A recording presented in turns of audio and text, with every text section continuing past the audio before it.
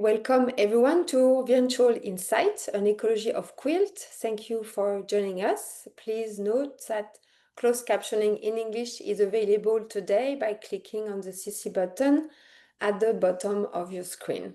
I'm Mathilde Walker-Billot, Curator of Programming at the American Folk Art Museum, and I'm joining you today from Queens, New York, and I want to acknowledge that our museum stands upon Lenapehoking, the unceded traditional homeland of the Lenape-Delaware peoples. We honor Lenape people, past, present, and future, and are committed to centering Indigenous perspectives in exhibitions and programs at the museum. Next slide. Next slide.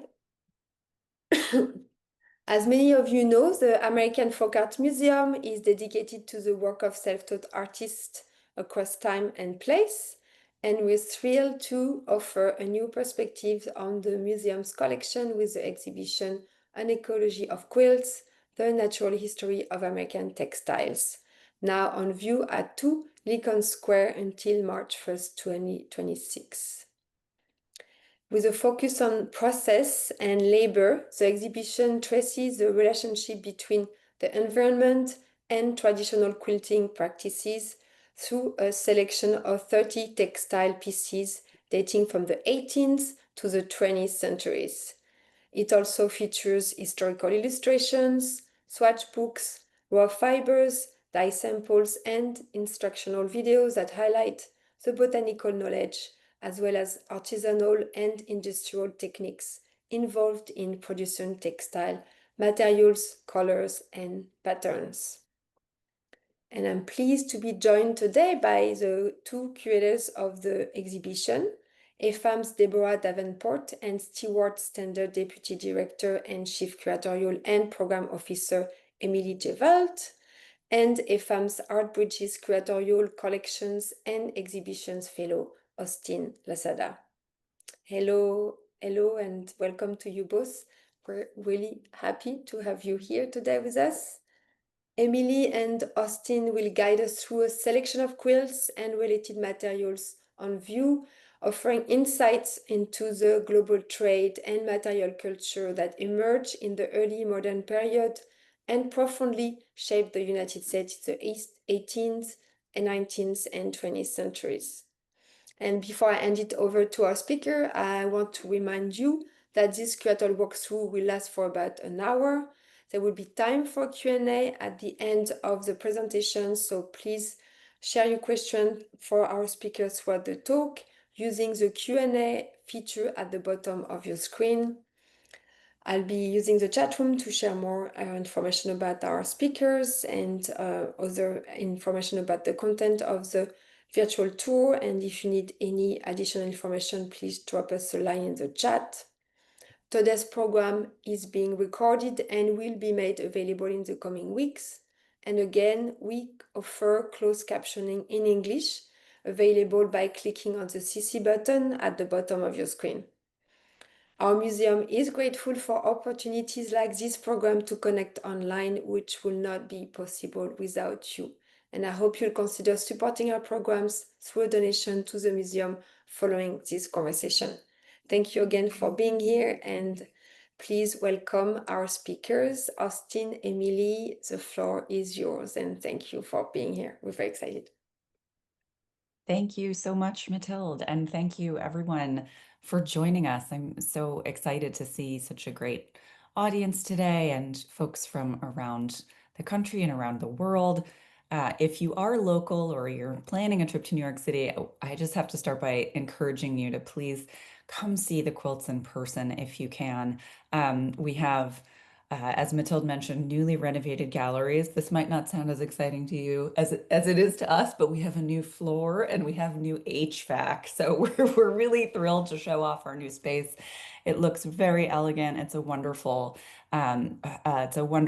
site for this new exhibition, and we're thrilled to be back and able to share this project with you, which Austin and I have been working on for quite some time now. And I'll just preface our talk by saying that this project grew out of a quilts evaluation project that Austin and I have been conducting over many, many months, essentially seeking to physically examine every quilt in our collection, which is a pretty tall order since we have over 600 quilts in the collection. I think we've made it about 20% of the way through so far.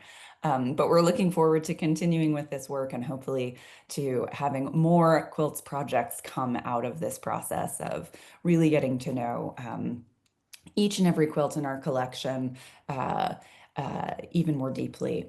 Um, so, to start off with the title of this project, An Ecology of Quilts, this is an exhibition that invites visitors to engage with the histories of textiles through an environmental lens, considering the network of relationships between organisms, including humans, and their environment, which is essentially a definition of the term ecology. Our understanding of these beloved textiles so often starts with the story of the quilter. And with this exhibition, we wanted to shift the focus and begin really at the beginning, the true beginning of the making process. With a selection of works on view, which, as Mathilde mentioned, date from the 18th century well into the end of the 20th, we encourage visitors to explore the natural origins and ecological implications of quilts across time and place. From tufts of cotton to silkworm cocoons to the leaves of an indigo plant, a consideration of raw materials creates a launching point for a deeper engagement with the vast complexity of quilting history. Drawn from the museum's rich collections of over 600 examples, the quilts in these galleries serve as records of multiple ecological systems, tracing patterns of relationships between living things and their environment, such as the cultivation and harvesting of materials, the land and ocean crossings required to disseminate dyestuffs and fibers, and ultimately completed textiles, and the technologies developed to process them at all of these different stages, as well as the ecological and social consequences of these activities.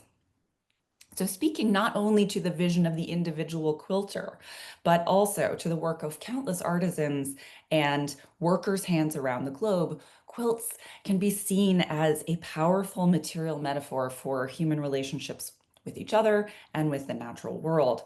An interwoven nexus, if you will, of environmental resources, craft and scientific knowledge, global movement, and creative collaboration.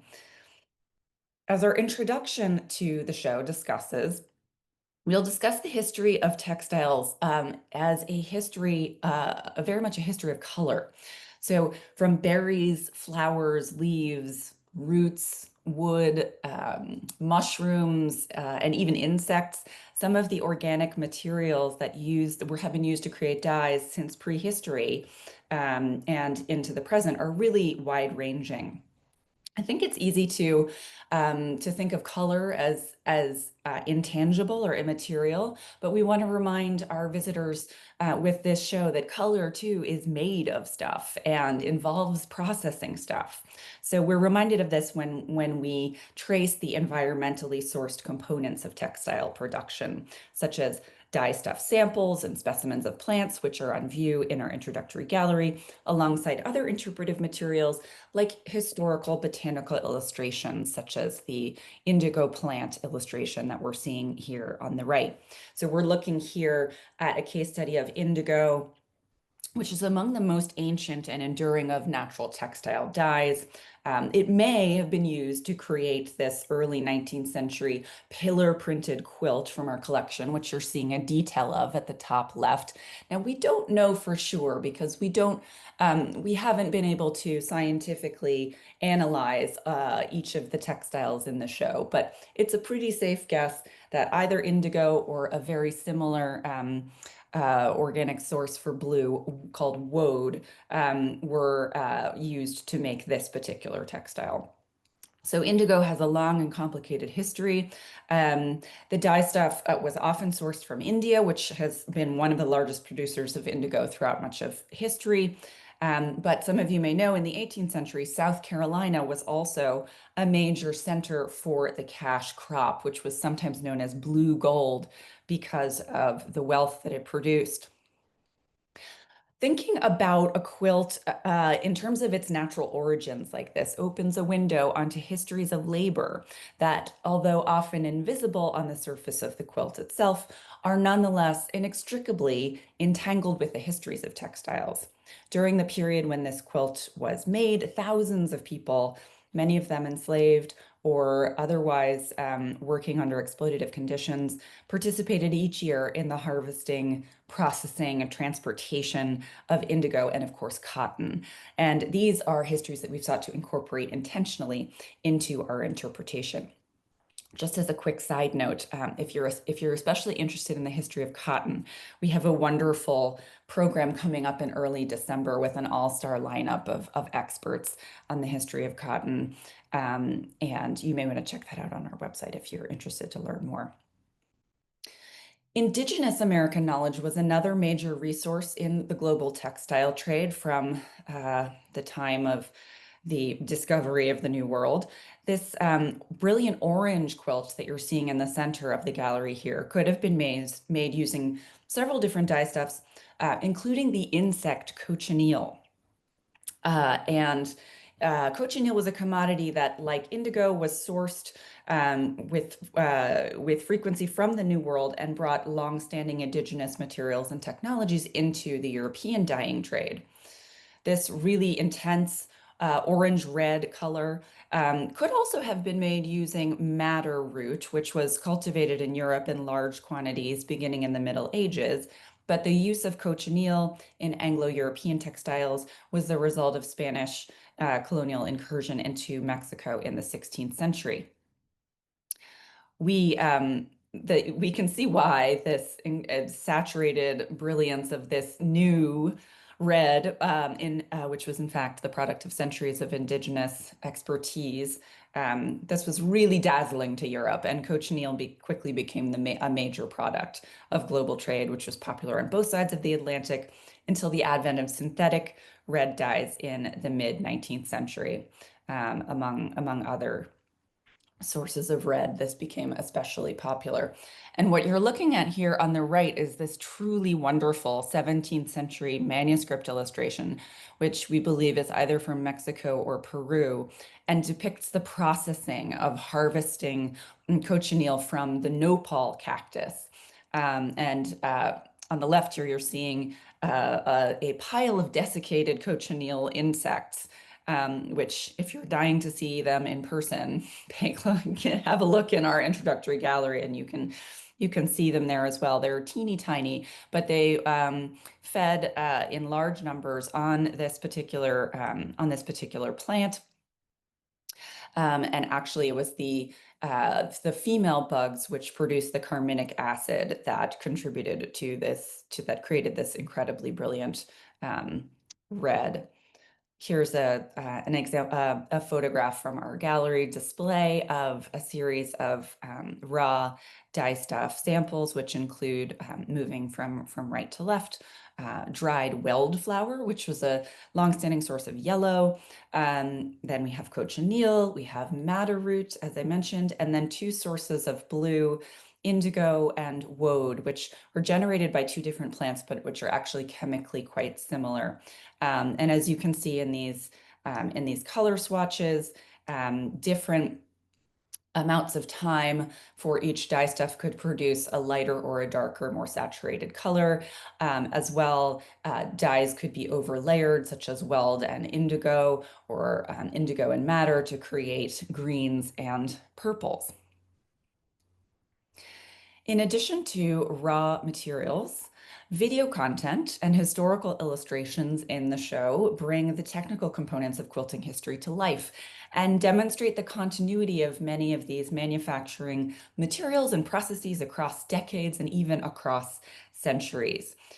So here again on the right, we're seeing the representation of indigenous practice with this excerpt from a colonial manuscript illustrating indigenous life in 18th century Peru.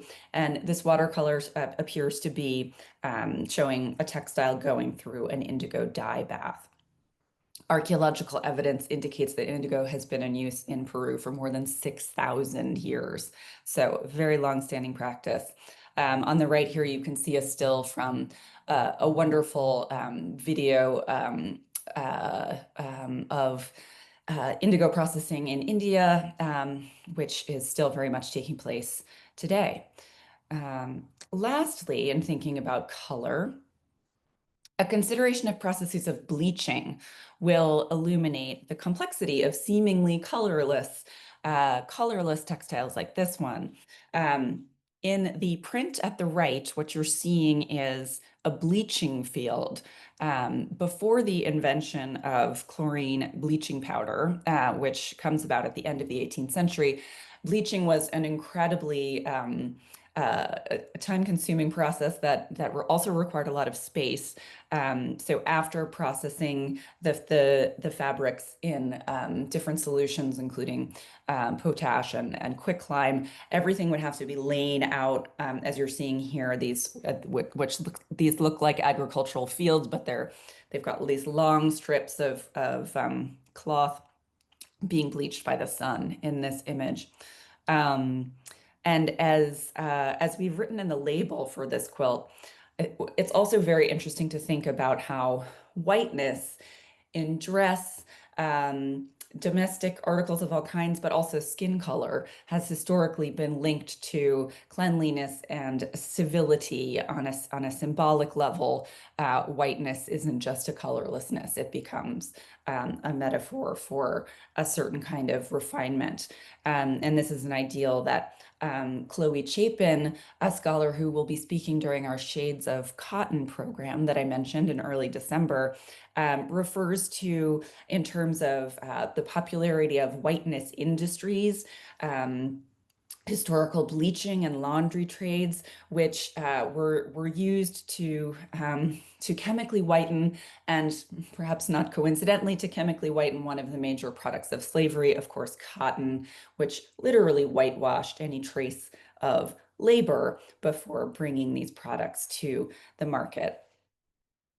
And just a side note about the extraordinary workmanship of this coverlet, which you've really got to see this one in person. It's made using a technique of a stuffed pattern element. So all of the pattern that you're seeing here is created with stuffing. So these are three-dimensional trapunto designs. You'll really want to come and take a look at this one in person. The theme here, as you can see with all of these cornucopia, is very much about abundance. And when you see the surface of the quilt in person, you can fully appreciate just how extraordinarily abundant this work is.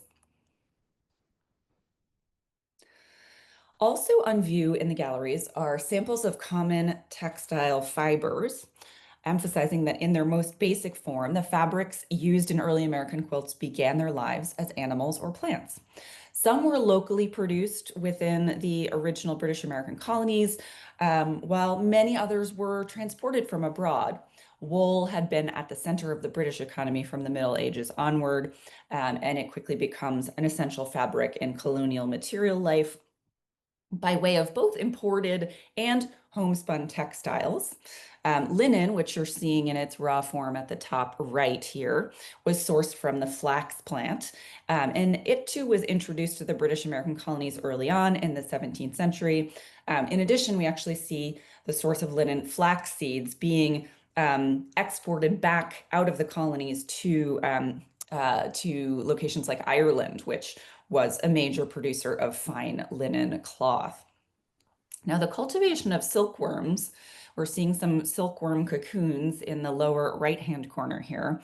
Silkworms, silk cultivation or sericulture was attempted from the earliest years of American colonization, but most silk made its way to early American buyers at great expense from production centers such as China and Lyon in France, or from the weavers of Spitalfields, London, which is now a very trendy neighborhood, which in the 18th century was a center for silk weaving, particularly at the hands of Huguenot weavers.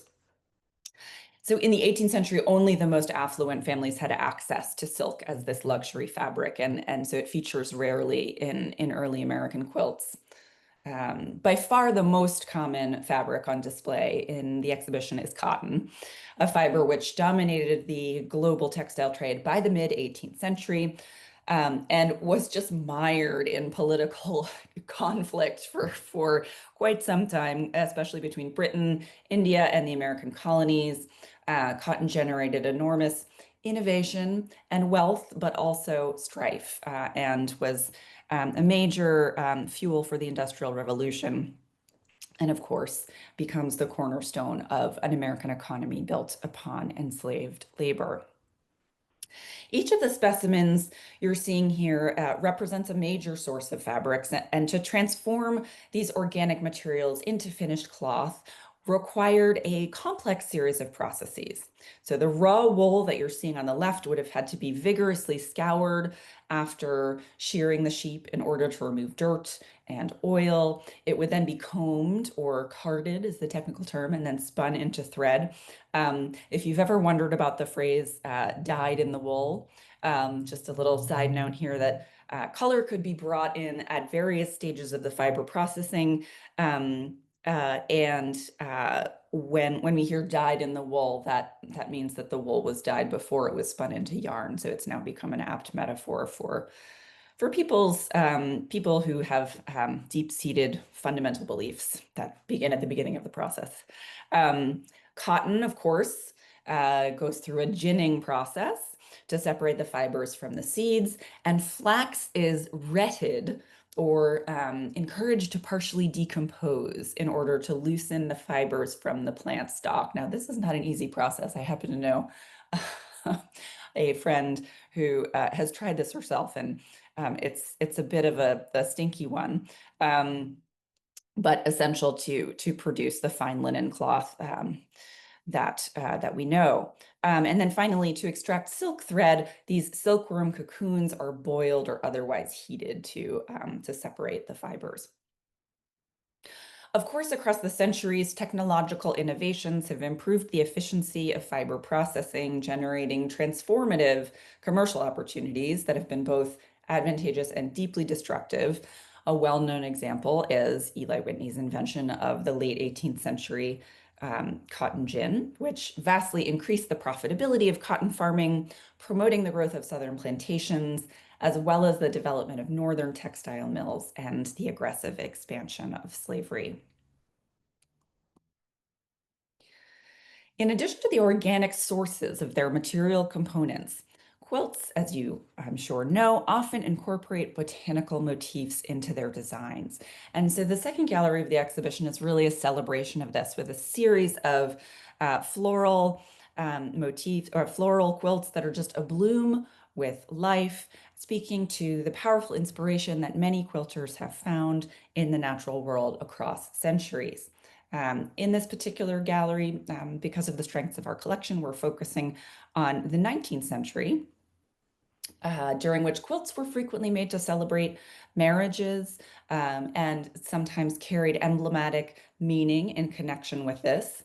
For instance, a profusion of fruits or flowers, or an expansive unfurling vine like the one you're seeing here, would have evoked biblical expressions such as to be fruitful and multiply, as well as the idea of the wife as a fruitful vine.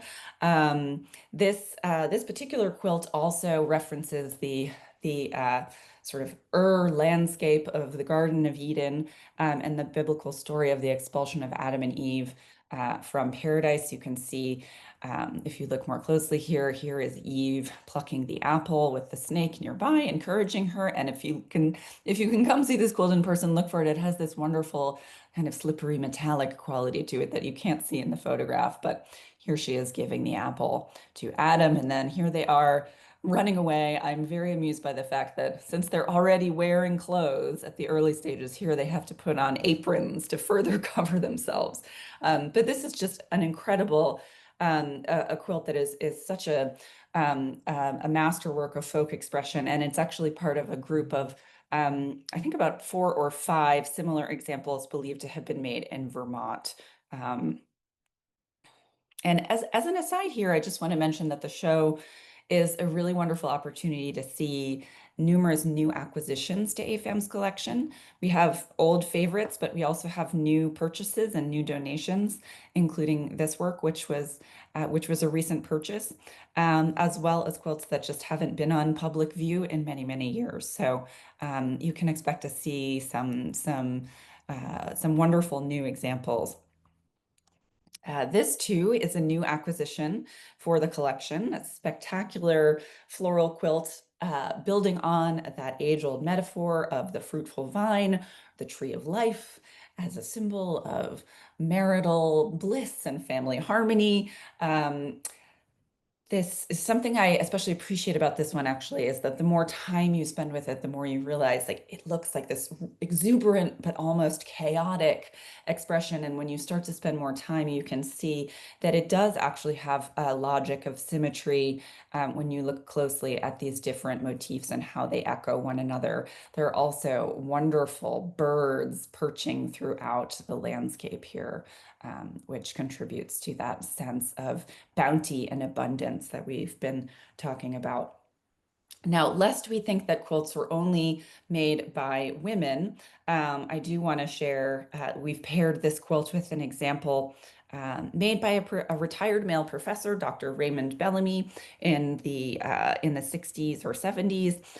We actually have several of Dr. Bellamy's quilts in the collection, and he often used them to explore his love of classification. It's always very organized in the layout of his quilts. And in this case, we see a catalog of flowers local to Dr. Bellamy's native Florida. But looking back to the 1800s, we also wanted to discuss how floral quilts can speak sometimes obliquely, but sometimes quite clearly to a special interest in botany among quilters who were primarily women. In the 19th century, botany developed as one of the few sciences that was considered appropriate to the feminine sphere. So at a time when American women were limited in their pursuits, an appreciation of botany, a study of botany opened pathways to learning and expertise that were not always easily accessible in other areas. And women expressed their relationship to, and often their deep knowledge of flowers and other plants, not only through gardening, but also through the composition of abundant floral compositions like those that we have been looking at. So also on view in this section are books and reproductions that speak to the popularity of botany as a subject of study for girls and women in the 19th century, such as Elmira Lincoln Phelps's familiar lectures on botany, and on flowers as a source of sentimental symbolism. We have a copy of the popular book known as Flora's Interpreter, written by well-known author and women's magazine editor Sarah Josepha Hale. She also was the major force behind the lobby to make Thanksgiving a national holiday. Women also created their own records of botanical knowledge in other forms, both scientific and sentimental. Here on the left, we're seeing a reproduction of a page of an herbarium, which is a collection of dried plants kept and labeled, in this case, by the poet Emily Dickinson. And you can see the original of this, or we know that the original of this is housed at a library at Harvard. On the right, you're also seeing an example of the powerful symbolic meaning behind even the most delicate of flowers. This is a painted watercolor from a friendship album made by an African-American abolitionist and educator named Sarah Mapps Douglas of Philadelphia. And she here draws on the symbolism of forget-me-nots to make a political statement. This is actually more directly clear in other examples of her use of the forget-me-not. In one example, she has the inscription "Forget not the slave" explicitly included in her composition, but we can read this same symbolism here in this particular example. So I'm now going to turn it over to Austin to lead us into a consideration of the intense popularity of printed textiles, including Indian chintz and its American offshoots. Thanks, Emily. And I just want to say thanks again from me personally for everyone being here. I'm really excited to share the work that Emily and I have been engaged with for quite some time. And as Emily knows, when you work on something for a long time, you really become familiar with them. You start to love these objects, and so seeing them on display in our new space is quite a remarkable moment for me. So in the North Gallery, Emily sort of led us into a great discussion, building the foundations of fiber and color, as well as botanical symbolism. But in the North Gallery, we turn more to process, and the section is titled Patterns of Trade, and it focuses on the proliferation, process, and movement of printed textiles during the late 18th and early 19th centuries. The quilts on display here make use of printed furnishing fabrics, often featuring mono or polychromatic floral motifs that speak towards the influence of this global trade we have been mentioning, as well as technological advancements in printing, botanical illustrations, as we just saw, as well as the dissemination of this material and craft knowledge throughout the Atlantic and international world. So in particular, many of the quilts in this section showcase manufacturer and customers' interest in the hand-painted and mordant-dyed textiles that were produced in and exported from India. European and American audiences, of course, marveled at the chromatic range and bold designs that these Indian textile producers were able to achieve and sought to imitate their splendor for domestic and international audiences. Next slide, please. And the first work one encounters in the North Gallery is a particularly stunning and lustrous whole cloth quilt featuring dense and meandering branches populated with leaves and flowers. While the quilt's assembly is quite simple, it's made up of three selvage lengths. A closer look at the color and design reveals not only the complex and painstaking process artisans underwent to create this printed fabric, but also speaks to a broader narrative about natural dyestuffs and their significance at the turn of the 19th century. Next slide, please. This detail shot allows us to appreciate how both color and pattern were laboriously applied to the textile's surface. Carved wooden blocks, like the one illustrated at the lower right of your screen, were used to stamp the black outlines you see, the two shades of red that make up the flowers, as well as the brown areas. Though the decorator demonstrates considerable skill and mastery, the inevitable constraints of block printing remain visible in the small irregularities you could see, where pigment overflows slightly or where color does not fully saturate its intended shape. These imperfections serve as subtle traces of the human hand at work.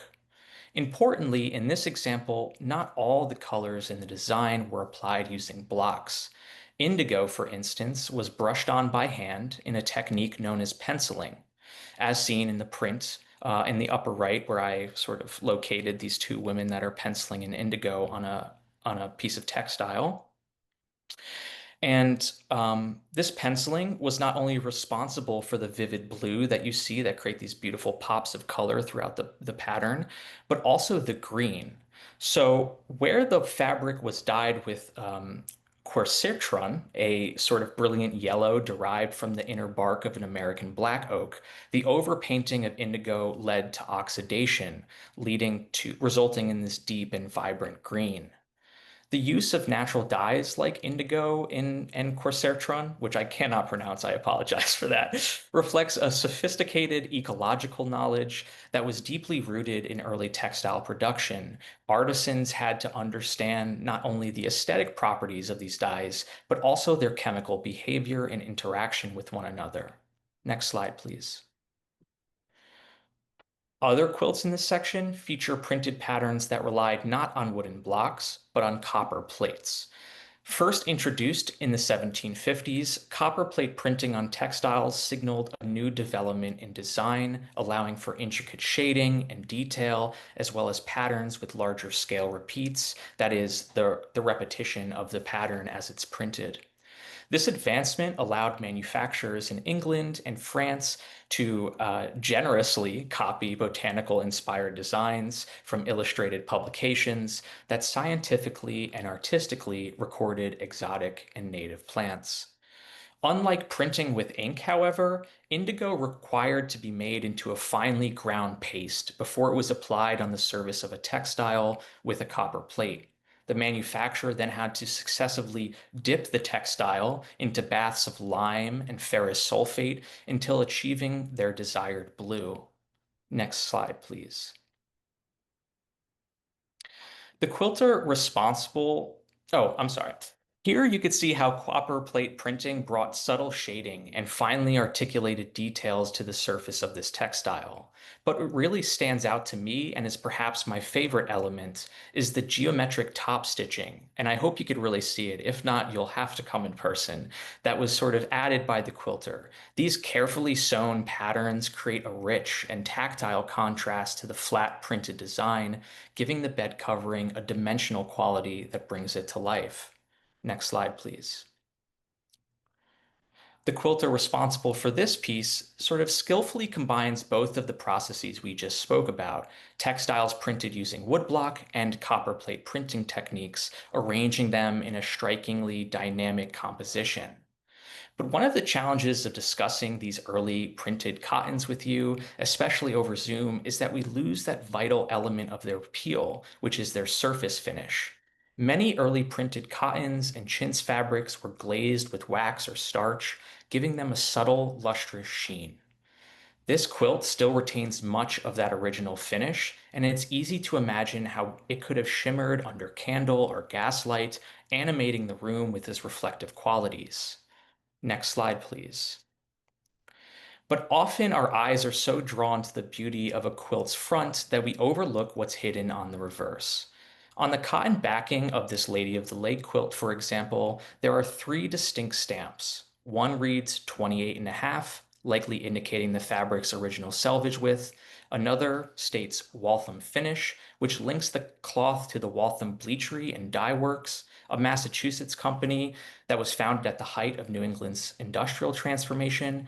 And the third stamp, which depicts George Washington, it's a little faint here, as well as his horse, and remains something of a mystery to me.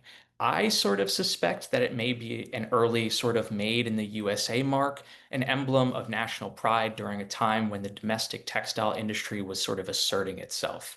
But if you have any insights or you know of a similar stamp, please contact us. It would be great to have that on our records. Next slide, please. Indeed, textile production was and still is a global initiative that involves a network of makers, innovators, and imitators from around the globe. To evoke the global movement of textiles and their reception in local markets, we also reproduce a swatch book in the exhibition that is currently held at the Winterthur Library. Swatch books are typically handmade bound books featuring scraps of cut fabric adhered to their pages.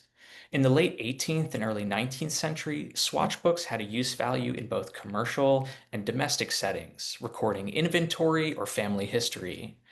This example, likely produced by the owner of a general store in the United States, records the quantities and patterns acquired as stock. Next to several fabrics, the owner wrote none, or enough, giving us insight into the popularity of certain styles. In addition to printed cottons, the book contains a bevy of other things like woven linens, silk ribbons, net, baize, wool, velvet, gauze, broadcloth, and a bunch of other textiles I had to look up. I have no idea what they are anymore, but at a certain point in time, audiences had this material literacy that we've sort of lost over time. And this book gives us a much fuller picture of the types of textiles available to customers before they were used for upholstery, for dress, and of course, fashioned into quilts. Next slide, please. So when customers in the 19th century purchased these printed fabrics, say from the general store, and transform them into quilts, they weren't just engaging in a domestic craft. They were participating in the circulation of ecological and technological narratives, giving global processes a personal dimension. This interplay of the industrial and the intimate is visible here in this wonderful bed covering created by the sisters Olivia and Louisa Denham in the years leading up to Olivia's marriage to Reverend Romulus Barnes. Their quilt exemplifies how mass-produced materials and individualized creativity could coexist in a single symbolic object. Next slide, please. At the heart of their quilt is one of the most iconic copperplate printed textiles of the era, a pattern popularly known as pheasant and tree. Its intricate detail, made possible by the advances in copperplate printing technology, as I discussed earlier, offered consumers in North America access to luxurious, repeatable imagery at increasingly affordable prices. And make no mistake, this was an incredibly expensive fabric, but nonetheless, it was a part of their material world. Though first developed by Bannister Hall, the pattern was widely imitated by textile manufacturers, reflecting on the growing interconnectedness and competition occurring within the transatlantic economy. But the Denham Sisters quilt is not solely defined by its industrial origins. Interspersed between the printed panels are hand stenciled blocks, vivid depictions of fruit compotes and floral arrangements, likely the sisters' own designs. These stenciled images not only personalize the quilt, but also demonstrate the convergence of domestic art and popular material culture. Olivia, a school teacher at one point at Pine Nook School in Massachusetts, may have drawn inspiration from theorem painting, a decorative art form taught in female academies during the early 19th century. In this way, the denim quilt becomes more than a bed covering. It's a visual record of intersecting histories, both industrial production and personal expression, ecological transformation and pedagogical influence, global trade, and local memory. The quilt's very structure, alternating between mass-printed and hand-rendered blocks, suggests a dialogue between the standardized and the singular, the anonymous labor of textile production, and the intimate labor of women's hands in the home. Next slide, please. So while that sort of sums up our patterns of trade, I want to briefly take you through our economy and excess, sort of our culminating gallery in the exhibition. Economy and excess brings together an incredibly diverse range of quilts that span from the late 19th century through the late 20th. The section builds on key themes explored throughout the exhibition, including fiber processing, botanical symbolism, technological advancements, and chemistry of dyestuffs, to examine how quilters responded to inventions in synthetic fabrics, the innovation of coal tar or aniline dyes, as well as roller printing technology. Next slide, please. Here's another view of that same space. And though varied in style and origin, many of the quilts in Economy and Excess reflect the resourcefulness of quilters, their economy, so to speak, in response to their material circumstances and environment.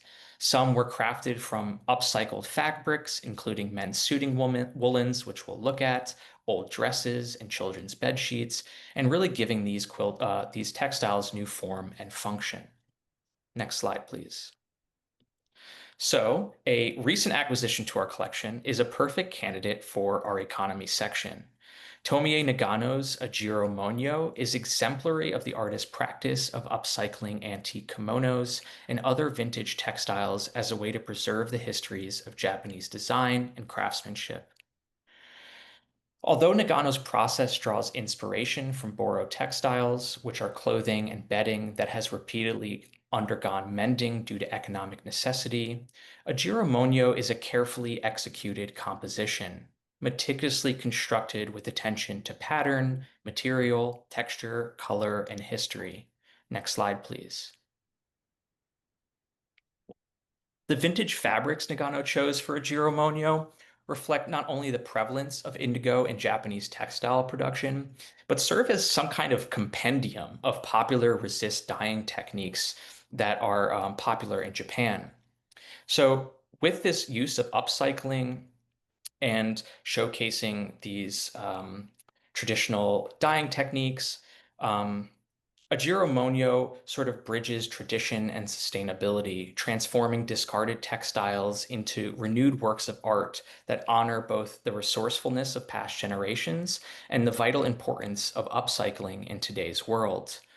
Her quilts serve as a reminder that recycling materials is not only an economic necessity, but also a creative practice. Next slide, please. At the turn of the 20th century in St. Louis, Missouri, and this is one of my favorite quotes in the show, tailor Philip J. Bauer II repurposed suiting woolens into a brick pattern quilt, reflecting a creative impulse to similarly reuse materials. In his trade, Bauer relied on illustrated sample books filled with fabric swatches to showcase the latest styles without investing in inventory. But because menswear trends change seasonally, these books quickly became outdated, with many were discarded. Next slide, please. But the uniform size of the swatches and the variety of checked, striped, and solid woolens in this quilt indicate that they likely came from one of Bauer's own sample books. According to census records, Bauer had left full-time work by 1910 and was taking on odd jobs, leaving him little use for these materials. One set of swatches clearly found new purpose in this dark, mesmerizing bed cover punctuated by pink and yellow knots, which remained in his family before entering the museum's collection. Next slide, please. Another star of the show is Melissa Petway's pinwheel variation quilt. Petway was part of the small farming community of Boykin, Alabama, now famously known as Gee's Bend, and a community renowned for their bold and improvisational quilting traditions. For generations, the women of Gee's Bend have transformed everyday materials into extraordinary works of art, blending individual design choices with communal patterns. Faced with persistent material scarcity due to geographic location and economic hardship, quilters in this community turned to repurpose clothing, feed sacks, workwear, and other household textiles. Next slide, please. In her pinwheel variation quilt, Petway incorporated both woven and knit fabrics. Variations in tone suggest she may not have had access to enough fabric in a single shade of yellow, prompting her to piece together scraps, possibly from an athletic garment, to complete the composition. These breathable, well-worn textiles, likely once part of a family or neighbor's wardrobe, were reimagined as a protective covering for Alabama's cold winter months. Petway's quilt, like many from Gee's Bend, reflect a deep legacy of resourcefulness, cultural expression, and resilience stitched into every seam. Next slide, please.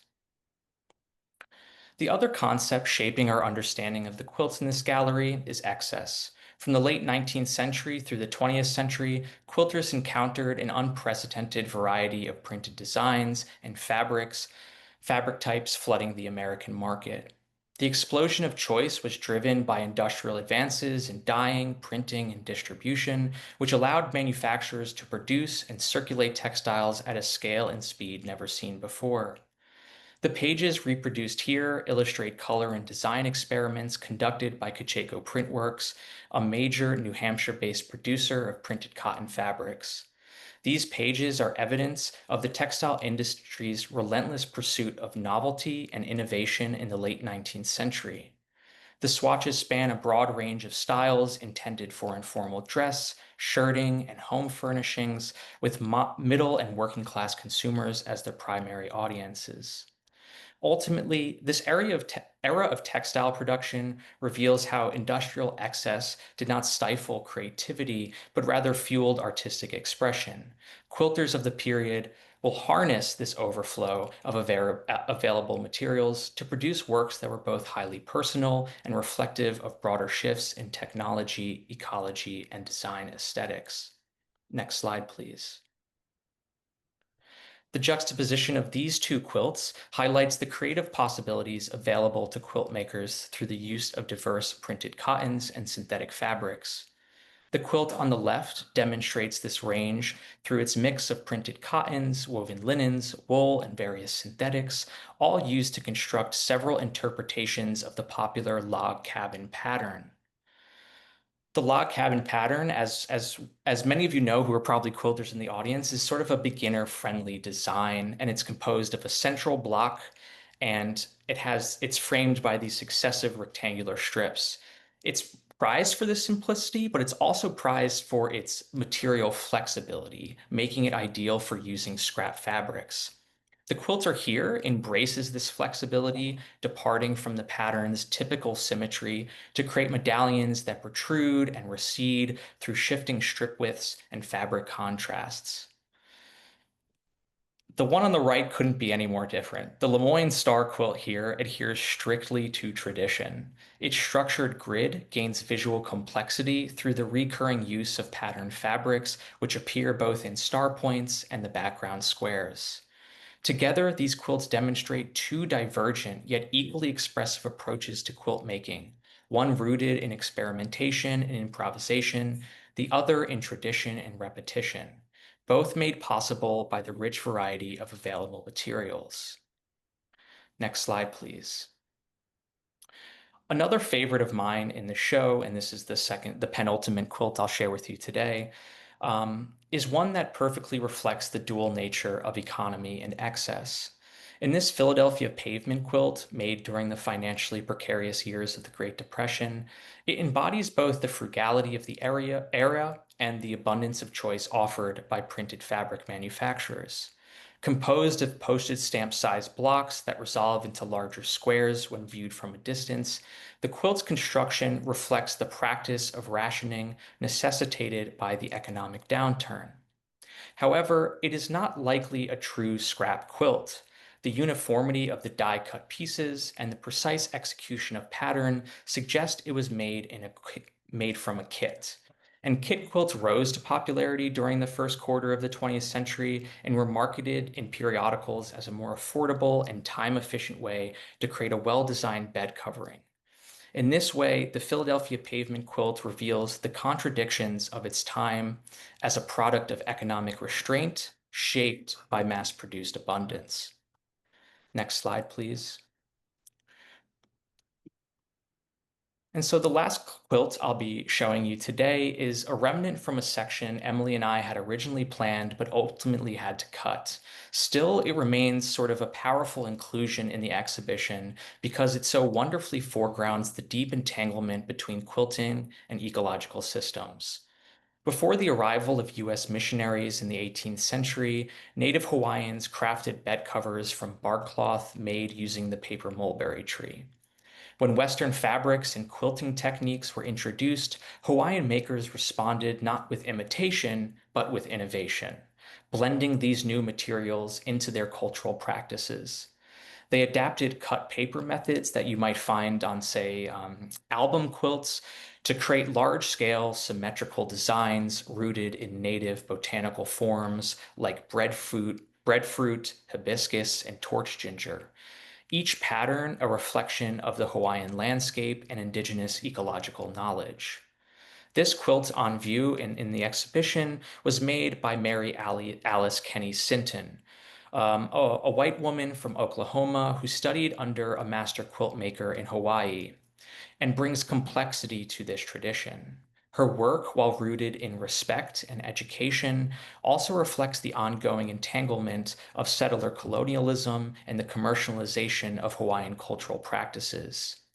As we close here, I hope this quilt invites us to consider not just what quilts are made of, but what histories they carry and how they hold relationships between people, land, and power, and stitch together in every layer. So thanks for listening. I think we'll let Mathilde come back on screen and we'll start the Q&A section if anyone has questions. Thank you so much for walking us through the exhibition and all these wonderful quilts. Yes, I think we really appreciate this focus on the environment and how quilts reflect the history of textile industry and its evolution. So Thank you so much for this walkthrough. I wanted maybe to start the Q&A, and I would like to invite everyone on the call today to share your comments and share some questions. I've seen some questions already in the chat, but please share more, and we get to as many as possible. So first, to kick off this dialogue between us, I would like to maybe go back to this approach that you developed, Austin and Emelie, together for this new exhibition. So the eco-critical approach, the environmental-based approach to quilts, and how it transformed maybe your perspective on the collection. And I was also wondering if there was one quilt in particular that you now see very differently because of this exhibition. Thanks. Yeah, thanks, Mathilde. I think that's a great question. It's kind of transformed my whole way of thinking about textiles in general. I mean, this approach has been popular in for textilians and material culturists for many years. And some of you may remember the wonderful show at the Met, The Interwoven Globe. But we had never turned that lens to the quilts in our collection. So it's a very exciting opportunity to there are always so many different ways you can interpret something, and to be able to pick a particular lens and really focus on that was very refreshing and exciting. I mean, I think I would share in particular, in terms of particular quilts that I think about differently now. I think looking at the whole history of a quilt makes you realize just how complicated and complex, from a materials processing, trade, network perspective, all of these objects are, whether they are, made of 3,000 pieces or one piece. And so it gave me newfound respect in many ways for things like whole cloth quilts, like the a bright orange example that you're seeing on the right here. Whole cloth quilts were actually some of the first quilts to be made in the United States, or what would become the United States, and their simplicity really belies the fact that these were status symbols in a lot of ways. To be able to access that much fabric and turn it into a bed covering was a sign of prosperity. And similarly, something like the white work quilt that we were looking at, deceptively simple. And when you start to look at it closely, you realize just how many hours of labor. And the quilter, not only the quilter had to put into this object, but also the processing of the fabric to make it that pure color white, because none of these fibers are that white without different stages of processing. Austin, do you have anything you want to add to that? Yeah, so I think Emelie touched on a lot of things that I would have said already, but I think in general, as Emelie said in the beginning of the presentation, this came out of a rare opportunity for us to look at a lot of the quilts in our collection, over 600. And in doing this process, it involves sort of me taking the physical quilts out in storage and unfurling them and sort of looking at them closely with Emelie.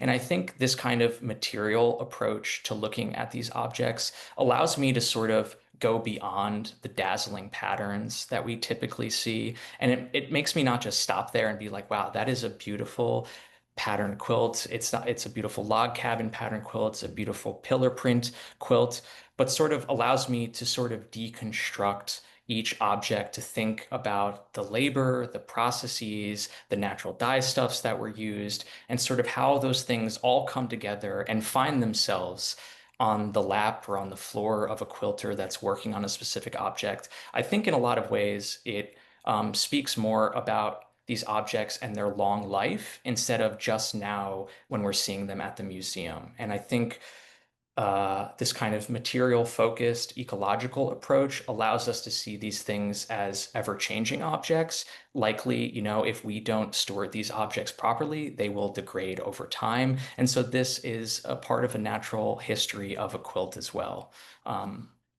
So yeah. Thank you. Thank you both. Also, I wanted maybe to look at the exhibition design. If you had any, if you'd like to share with us some of your decisions concerning the layout and some of the exhibition space and design.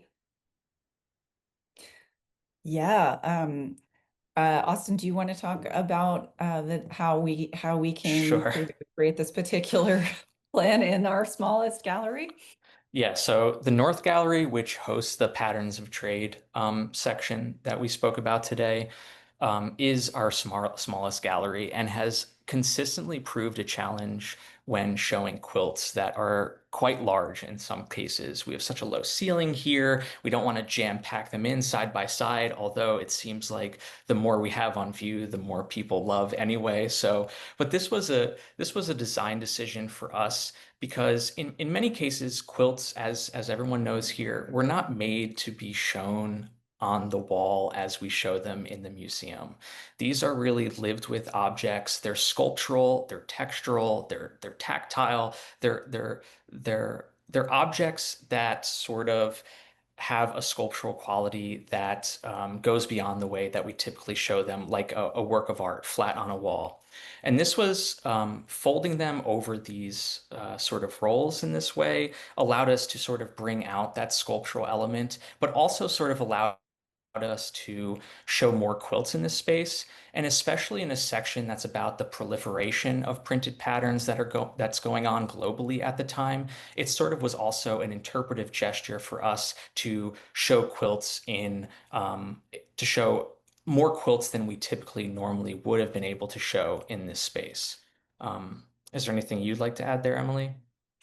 No, I that perfectly encapsulates, I think actually it's just really wonderful to have an opportunity to work with space in a way that breeds creative ideas. So I never see a constraint. Well, I do. Actually, I'll take that back. I'm often like, oh no, we don't have room or whatever. But then as you start thinking, it actually can become a blessing when you have a restriction like a smaller space, and yields new ideas. Yes, So, you have to be creative as well. And I wanted to also maybe look into the Fielding Gallery and see some of the juxtapositions that you have in this gallery. And I wanted you to both to talk about um, the results of the exhibition and installation, and if there any juxtaposition that you are excited about, and also any pairing that sparked new insights on the quilts and the quilting practices. yeah, I'd love to say a little something about these two quilts on the left here. And I just, on that note, I noticed someone has asked a question about Gee's Bend quilts. Given that Gee's Bend quilts are very often abstract and uneven, I'm wondering why you chose a very traditional patterned quilt. Um, Good question. I think seeing this in person helps because it is actually the synthetic fibers give it a very different feel in person than when photographed. So I think there is more unconventionality to this than is immediately visible. But I would also just say there are practical constraints that were part of the decision-making process. Um, we only have at the moment, although I hope we will be able to expand this, a small selection of Gee's Bend quilts in the collection, and we chose this one because of the interesting synthetic fabrics and also because of the colorways and how they're related to the other quilts that we knew we'd be placing on view. And also, this was something we hadn't shown before, and we always have to limit the exposure of our quilts so in order to protect them. And a number of our other Gee's Bend quilts have been on view recently. But in particular, it was very exciting to show this as a new acquisition. And I think juxtaposed with the quilt on the left, this becomes a really interesting pairing. There's a suggestion that the quilt on the left could have been made by an African American maker as well, and that's absolutely a possibility. But I also do think that the the story of Gee's Bend has been so celebrated and appreciated that it has, in some cases, I think, um, led to less attention being paid to other African American traditions, and even to kind of an essentializing of what African American quilting traditions are or can be. So there's been, I think, a lot of attention paid to correspondences between asymmetry and an improvisational style and African American quilting, when in reality, there were multiple quilters from multiple backgrounds were using improvisational and asymmetrical styles. We just had an amazing example come up actually in a show from a couple of years ago where we had a pictorial biblical quilt on view. Some of you may know it. It's called the Sacred Bible Quilt, and it is signed, but it is signed by a woman named Susan Arrowwood, and we weren't able to determine prior to the show which Susan Arrowwood of the many that appear in genealogical records. It had long been thought that this may well have been an African American maker. However, it's purely based on the stylistic qualities of the quilt and its asymmetry. But during the run of the show, an amazing retired archivist did some research and came back to us and said, I found Susan Arrowwood, and she's referenced in connection with her pictorial biblical quilts. And she's a white woman. She was a white woman, but she was working in Georgia. And so we see there the potential for cross-pollination of ideas across ethnicities, across communities. So we were very careful with with quilts where we don't know the maker, as we do in the case of Melissa Petaway from Gee's Bend. I think it's prudent to say, we don't know for sure what the background was that led to this particular example. So I don't know if you have anything you want to add, Austin, about this particular wall, which I just think is beautifully, it kind of draws you in from the next gallery, and it's a really wonderful trio, I think. But Yeah, no, I think you said it really well. I think also for the individual that mentioned why show a Gee's Bend quilt that is maybe more focused on a traditional pinwheel pattern. Um, I think also what happens is we have this idea of Gee's Bend quilts being these abstract, improvisational um, quilts, but in reality, there were a lot of quilters in the community that adhered to popular patterns and were quilting with relation to just sort of traditional patterns. And I think it's really important to show examples to sort of expand our view of what the Gee's Bend community was producing then and now, to sort of make a less essentialized view of what the community was making, as well as the types of patterns they're doing and as Emelie just mentioned extensively, sort of the formal elements that we consider maybe as a part of an African American tradition, so to speak. yeah, absolutely. Um, it would be, Austin and I have actually even thought, should we do a show that kind of addresses this, because we have another African American made quilt in the collection that we is attributed. We know it was made by two enslaved sisters in on a plantation in Kentucky in the mid-19th century, but without the history that literally was attached to the quilt in the form of a note. We wouldn't. I think the assumption would absolutely have been that it was made by a white woman, because it's very much in a symmetrical, traditional Anglo-European pattern. Thank you for these precisions. Also, to go back to the identity of the quilters, we know that some of them are made or probably made also collectively. That's something also it's pointed out pointed out in the show. We have a question that touches to this question from Nida Betty. So they're asking, were quilts usually done in a circle, or did they take parts home and return it to the group to create a whole? So about the techniques for quilts that are made collectively. Mm-hmm. Yes, I mean, quilts were made both collectively and individually. An interesting example, though, I think of a process that is still being historically researched, but that kind of turns the notion of like a community quilting bee on its head is the Baltimore album quilt, where we think there were maybe two or three individuals um, who were making the blocks of the quilts and then selling them to other women to assemble them. Um, so in some ways, kind of a hands-on version of what would later become a kit quilt in the 20th century. Um, I don't know if that really answers the question. Austin, do you have anything else that you want to add for Nina? Yeah, I was just going to say that I think it's all different variations. It could be a community that's working together on a quilt. I mean, and similar to your point, Emily, we have a quilt in the show that we didn't highlight here that was made, all the applique blocks for the quilt were made by one woman for various community members.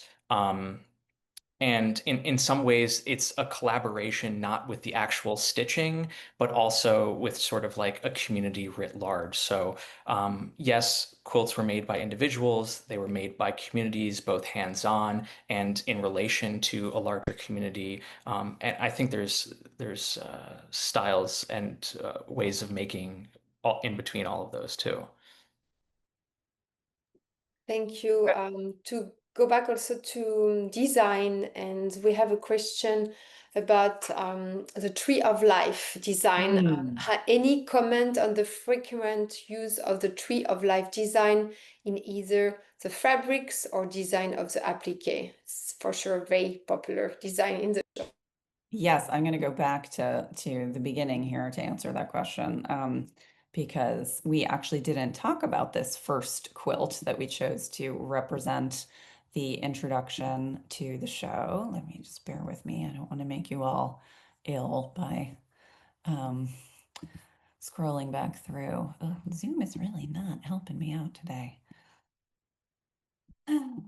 Well, you can see it behind Mathilde, the Tree of Life quilt, which is actually a really cool example of something that is not what you might think it is. It's this kind of Tree of Life. This looks very much like the kinds of 18th century Indian textiles being produced that were that use this universal symbol, the Tree of Life, which is a cross-cultural, really timeless symbol of with spiritual significance relating to fruitful family life.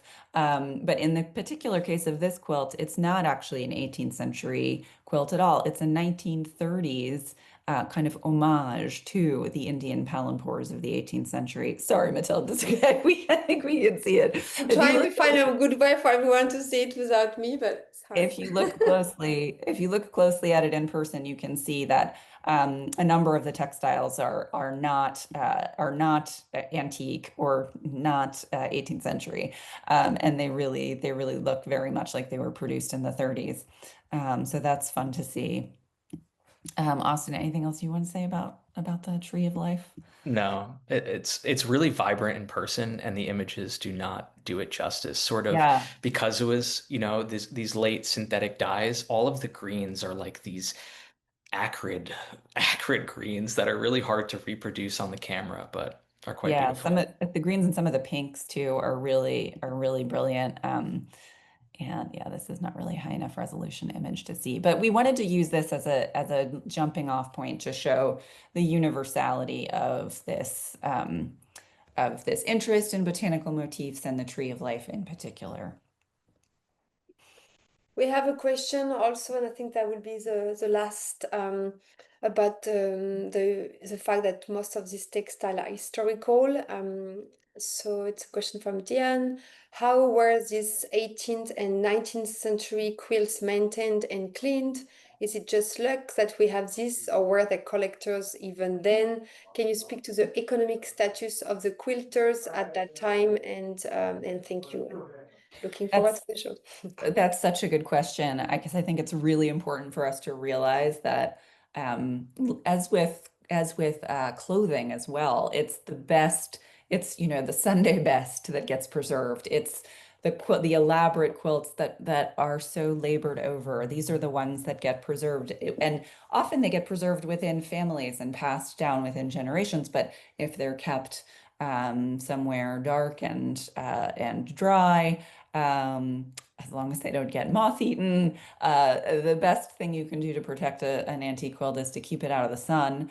And so that is how so many of these have survived. If they were really complicated, they weren't necessarily made for use at all. They were made as what we might call a show quilt to be entered into a, contest at a local agricultural fair in the 19th century when this starts to become popular practice.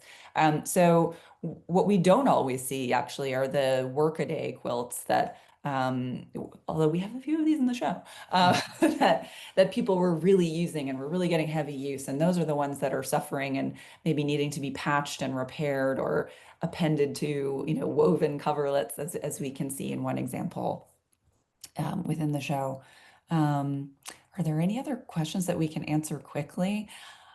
I know that you guys have so many great questions. I did just want to, someone asked about how with a colored quilt like the quercitron example, the chintz block printed quercitron example that Austin was talking about, how did they achieve the white? So that's indeed used by placing a mask, or what's called a resist, so wax on top of the fabric. So that when you dye it yellow, there's an area that is not actually being subjected to the dye. My mom's house cleaner threw hers in the wash, says somebody. I don't recommend that. Also, Vacuuming them actually is something that is one gentle approach. we have also a question about the synthetic fiber in the log cabin variation from the 19th century, early 20th century. Was it repair or later addition? So I think this kind of mixture of different types of fabric, natural and synthetic. Nothing in that quilt suggests that anything was added later. This was a part of the construction that the quilter originally intended. So they likely had access to a synthetic fabric, whether that be, I always get my rayons and something else mixed up. I forget which one was made earlier. I have to be completely honest. Sorry, but yes, it was not added later, but was likely had on hand as a piece of textile that was used in the quilt. Oh, one other question I think we can answer really quickly. Were cochineal insects cultivated, or were they wild caught? Yeah, they were cultivated. There were techniques for making sure that they really got in there and that there was an abundance of textiles to collect after they'd been feasting on the cactus. Textiles, bugs.